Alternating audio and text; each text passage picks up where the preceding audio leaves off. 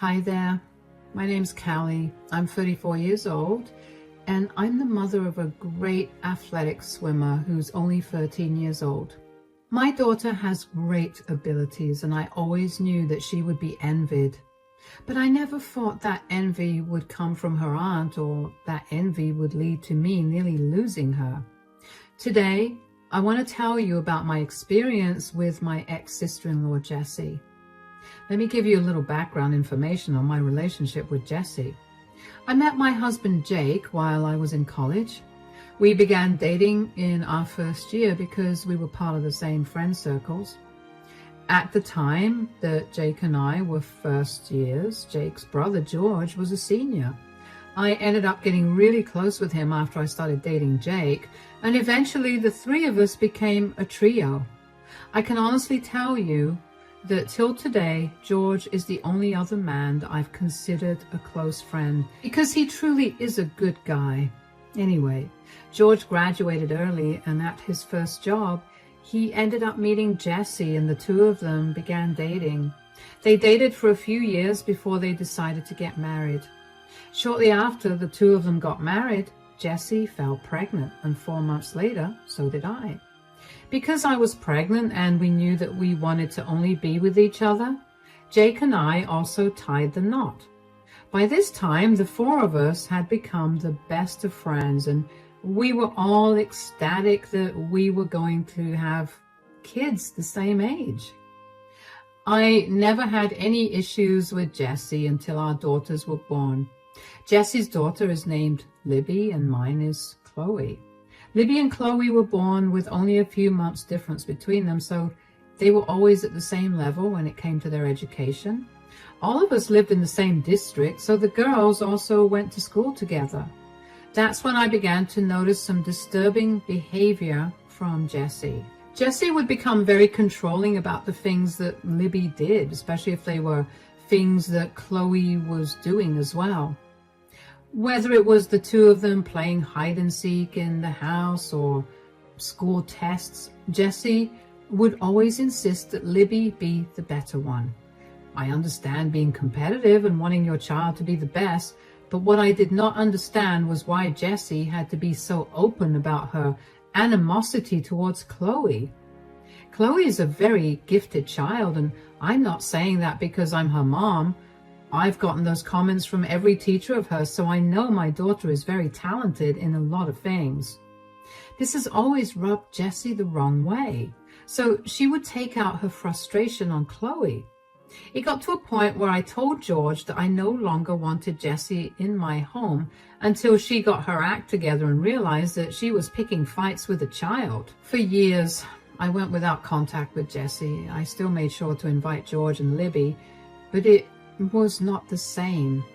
There was always a tense atmosphere and the girls barely spoke to each other. George wouldn't say much because he was ashamed of Jessie's behavior that resulted in such unhappy family gatherings. Eventually, though, Jessie apologized for her behavior and began to show improvement. She would still make an odd comment here and there, but Chloe learned to ignore it, and I would call Jessie out on it. Now, onto the main incident. When the girls entered high school, they were put in the same class, and that seemed to have made Jessie happier because now she was able to directly see how both girls were performing. The girls also found out about the school swim team, which had competed at national levels for the last 6 years. Both of them loved to swim, so naturally they both decided to give it a shot, but neither of them knew that the other was trying to get into the team. I remember being surprised that Libby tried it out too, but I was happy that she was moving out of her comfort zone as she never liked to participate in things. Unfortunately though, Libby didn't get into the team, but Chloe did. 2 days after the tryouts, I got a call from the swim coach and she told me that Chloe was an excellent swimmer, so she was in. She only called me because she couldn't believe that someone with so much potential tried out, and she wanted me to be the first to know. Out of courtesy, I asked if Libby got in, and I was told she hadn't. Jessie, on the other hand, was not happy to hear that Chloe also tried out for the swim team. She only found out that Chloe tried 3 days after tryouts, but she called me as soon as she found out. So, both our girls tried out for the swim team, huh? Oh, yeah, Chloe was really excited about that. I didn't know that Chloe liked to swim. Really? I mean, every time we took the girls to the beach or to the pool, Chloe would barely be able to wait to change into her swimming clothes before jumping into the water. Yeah, well, I just thought that she was copying Libby. No, Chloe has loved swimming ever since she was a baby. Jake and her would often go swimming so he could teach her how to do it well. I see. Anyway, did you get back any information on the results of the tryouts? Yeah, the coach called me 2 days ago, but the results will be officially out tomorrow. What? What do you mean the coach called you? Oh, I don't want to say anything. You already seem upset that Chloe tried out for the swim team along with Libby. I think it's better that you see the results tomorrow. No, tell me right now, did the coach call you to tell you that Chloe's performance was horrible? Because if that's the case, then I'll be glad I never got that call. Why do you think the coach would call me to tell me that? I don't know. I don't think it's okay for the coach to call you before the results get announced officially. Did the coach mention Libby? Yes, but I say we drop the topic and talk about this after you see the results yourself tomorrow. Just tell me if Chloe got into the swim team, Callie. Geez, why are you so up in arms about this? It's just a small thing. This is a matter of our girls' future. How are you so calm about this? Look, Chloe is happy that she's swimming, and adding competition and a team to it only makes her happier. The second it makes her sad and she wants to quit, I'm going to let her do it. As long as Chloe's happy, I'm happy. I don't feel the need to worry about her position on a high school swim team. So Chloe got in, huh? I'm not going to say anything. Please, just drop it. We can talk about this after. Fine, but I'm telling you right now, if Chloe made it and Libby didn't, I'm going to be really mad. That's just sad. You need to take things a little more calmly. Don't tell me how I'm supposed to parent my kid. And just like that, Jessie hung up on me. If I'm being honest, I was kind of horrified to tell Jessie myself that Libby did not get chosen. According to the swim coach, Libby's swimming ability was lower than average and definitely not a good fit for the team. I didn't want to be the one to break the news to Jessie because I didn't want her to stir something up. I figured that if she found out herself, she could do something about it at school instead of dragging me into it. It turned out that I had made the right decision about not telling Jessie the news because when she found out, a storm came crashing down on the school. I only found out because Jessie herself told me what she'd done when she called me the next day. Hello, Jessie. You lied to me. Excuse me? Chloe got into the team and Libby didn't. I'm sorry, but how did I lie to you about anything? I didn't say anything to you yesterday regarding their admission into the swim team. Why did the coach call you? I don't think I need to discuss that with you. Oh, yeah? You definitely don't, because I forced the coach to tell me what she told you. Jessie, that's not okay to do. She told you that Chloe was a natural-born swimmer and that Libby was barely an average swimmer. How could you hide that from me? You were already going mad about whether Libby would get admitted, and the last thing I wanted to do was tell you that Libby was not a great swimmer. You influenced the coach somehow, didn't you? Are you saying that I bribed the coach to take Chloe into the team? Yeah. Why else would she choose Chloe? Chloe's a whole year younger than Libby. So how can she be better? What do you want me to say here, Jessie? I didn't do anything to get Chloe into the team. She's a great swimmer, and the coach recognized her talent. The coach only called me because she thought Chloe had amazing potential, and she tried to convince me to let Chloe continue swimming professionally. I asked about Libby out of courtesy, and the coach let me know that Libby was a good swimmer, just not great for a team. You can't possibly pit two tweens against each other because you're upset. So what if Chloe's a year younger? Your age has never defined your abilities. Don't try to act all high and mighty with me. I know that you did something to get Chloe into that swim team. Look, you can believe whatever you want to, but I promise you that I had nothing to do with Chloe getting into the swim team. Whatever she did it because she had the potential and her coach recognized it. Just don't make the girls hate each other because of this. I'm sure that with a little more practice, Libby can try again in a year and make it into the team. I don't want to wait a year for Libby to join the team. You've ruined her life. Jessie, please, stop being so dramatic. Shut it. Do not expect me to be nice to you or Chloe. Once again, Jessie hung up on me. I did not understand why she was so angry at Chloe for simply being good at something. I tried my best to shield Chloe from Jessie's insults and behavior over the next few months. The issue was that Chloe and Libby were close now that they shared a class, but because Jessie hated that Chloe was on the swim team, she began to restrict Libby from hanging out with Chloe.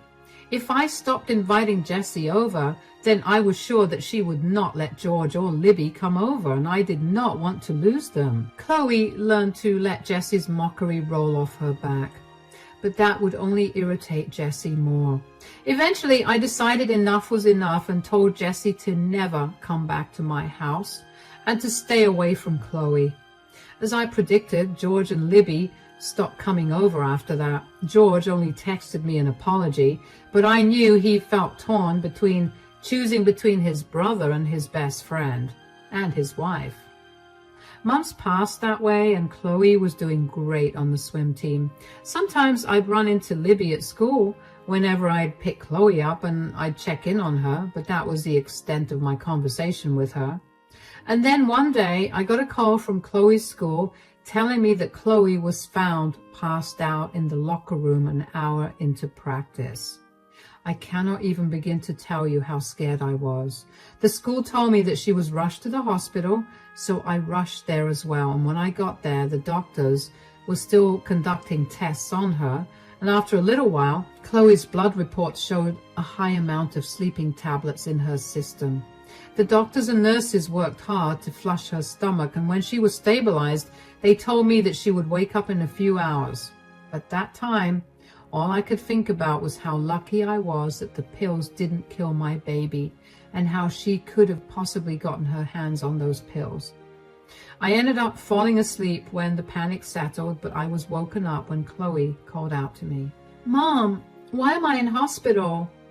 Oh, sweetie, you're awake. Yeah, when did I fall asleep? I remember going to the locker room, and now I'm here. What happened?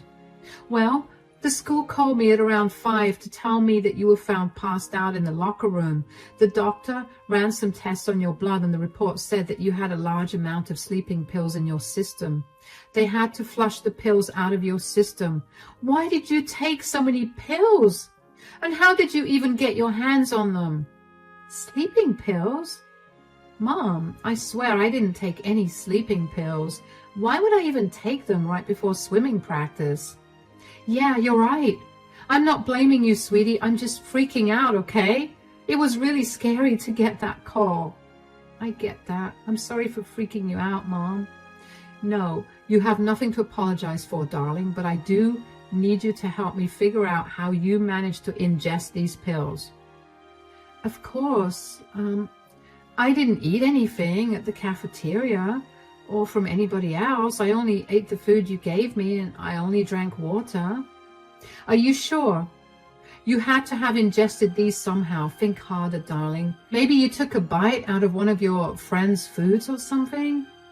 No, Mom.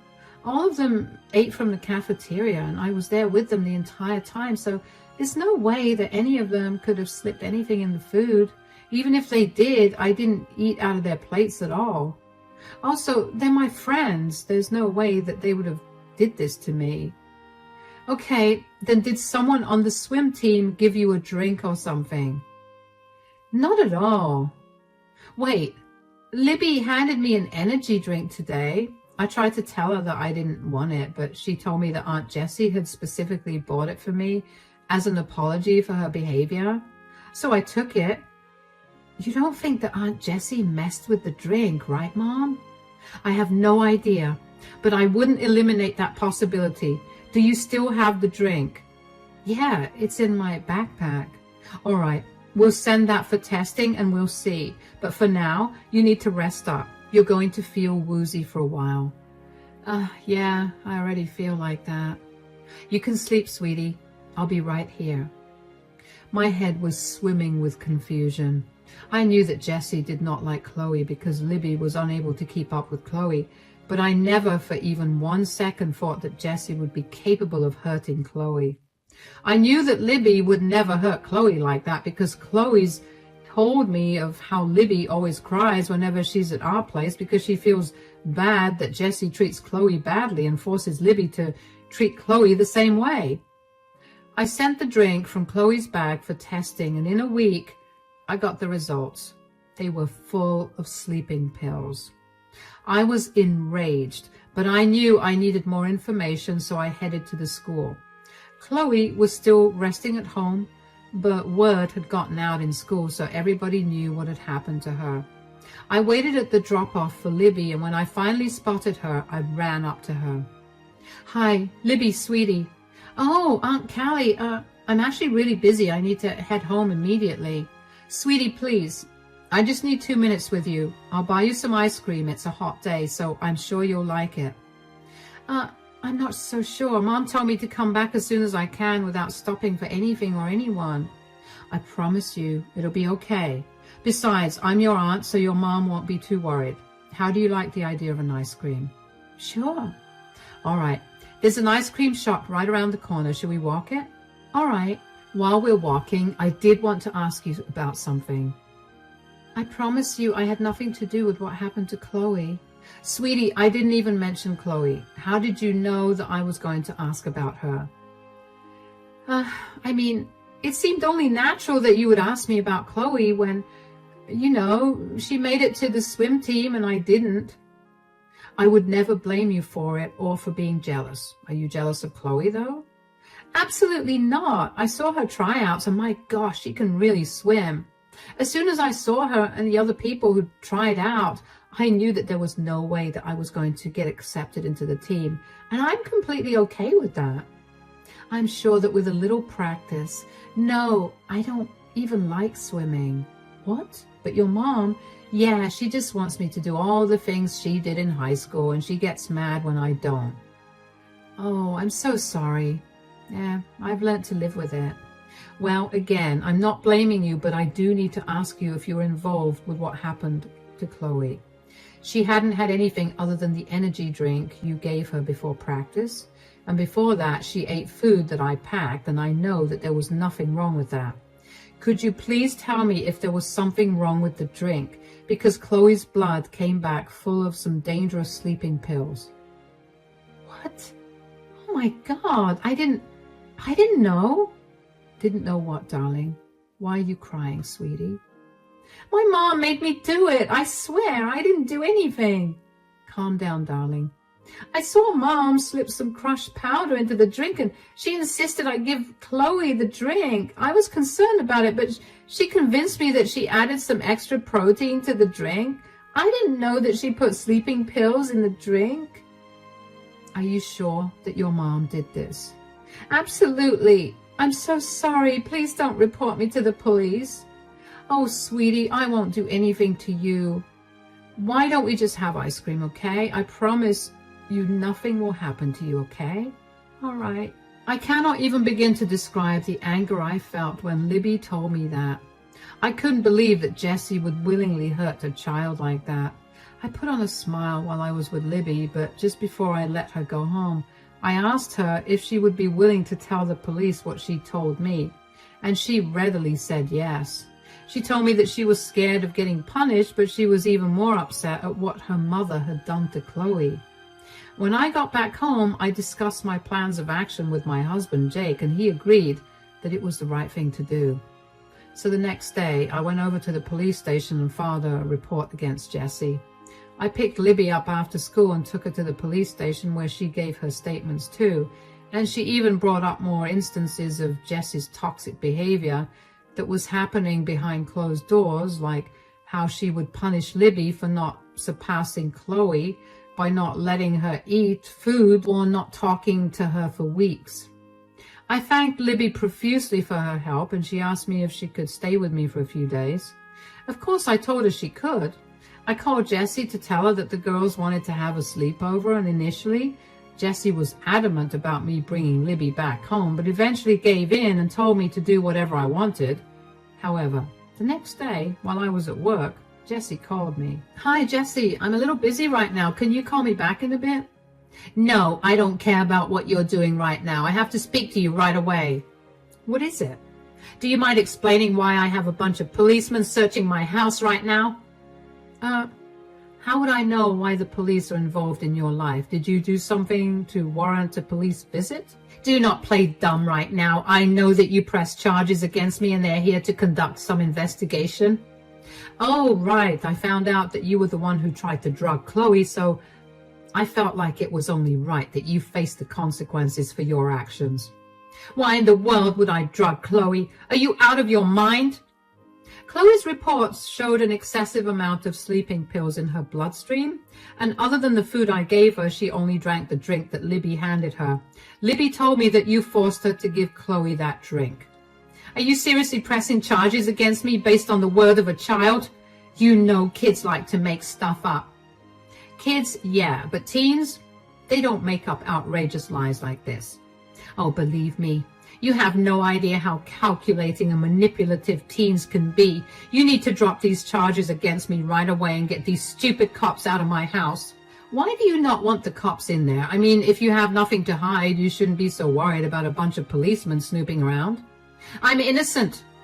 I just do not like people snooping in on my stuff." "Look, I need to find out what happened to my daughter, and if what Libby said was true, you're going to suffer."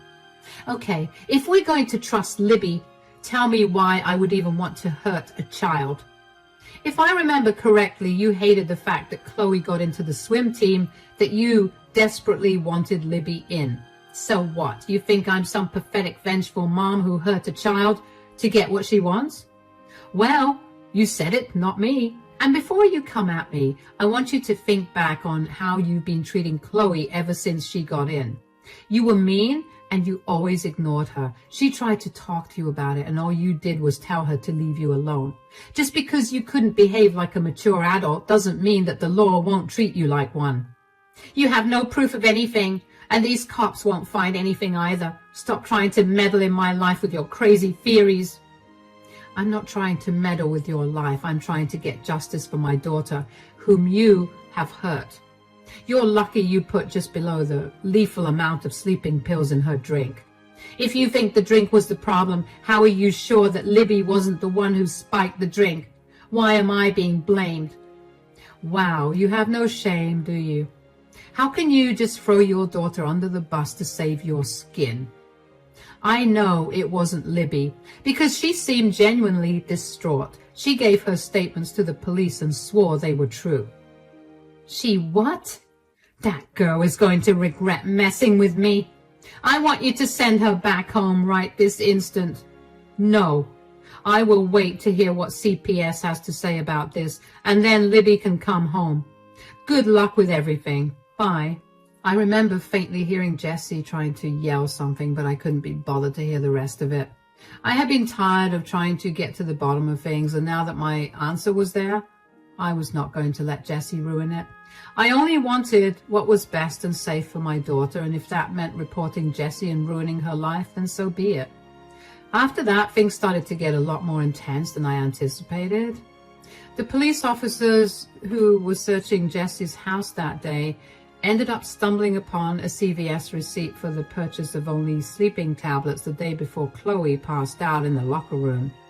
They questioned Jessie about where the pills were, but she insisted that she didn't know, and thankfully one of the neighbors had a security camera that lined up directly with the sidewalk right outside of Jessie's house, So it managed to capture Jesse throwing something out in the garbage bin right before the garbage collectors came. The police officers kept hounding Jesse for information, and finally, she confessed to spiking Chloe's drink. Jesse was charged with assault, and after a really long trial, the charges were brought down to a misdemeanor since she was a first-time offender, and Chloe wasn't seriously injured.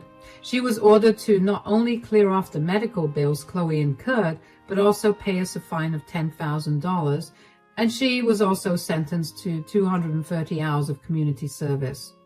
Aside from the trial, Jesse also had other things to worry about. Child Protective Services found Jesse to be an unfit parent, not only because she had coerced Libby into hurting Chloe, but also because Libby revealed that Jesse had been applying a crazy amount of pressure to outdo Chloe by using any method possible, even if those methods meant harming Chloe. All of that ended up taking a huge toll on Libby, which was why her grades kept falling. My brother-in-law, George, had had enough of Jesse's antics, and when he found out what she had been doing to Libby, he decided to get a divorce. Libby was more than happy that she no longer had to deal with her mother, and when she told me that, I couldn't help but feel even worse at the thought of what Jesse must have put her through for her to be happy to not be around her mother.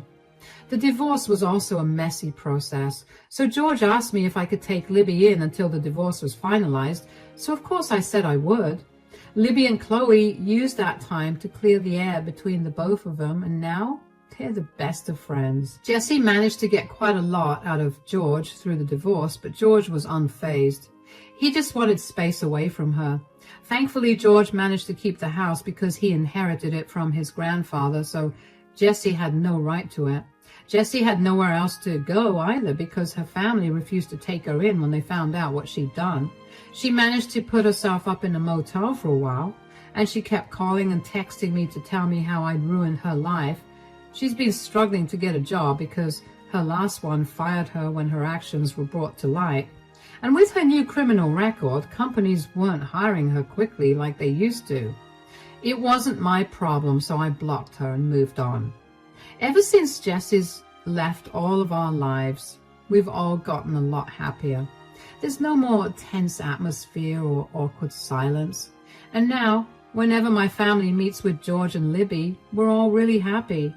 I stopped keeping tabs on Jesse, and instead I'm happy in knowing that my daughter is safe and sound.